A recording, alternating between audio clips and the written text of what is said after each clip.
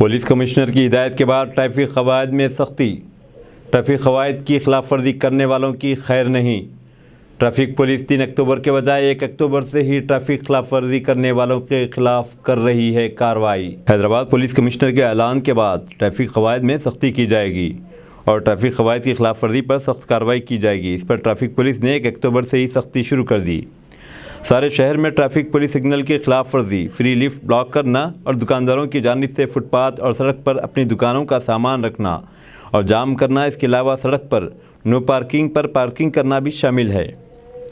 Traffic police ने आज सुबह ही से शहर में इस कानून पर अमल करना शुरू कर दिया, जबकि इस पर 3 अक्टूबर से अमल आवरी होना चाहिए थी। आज बहादुरपुरा चौराहे पर ट्रैफिक पुलिस ने बहुत सख्ती की और चौराहे पर रुकावटें खड़ी कर दी।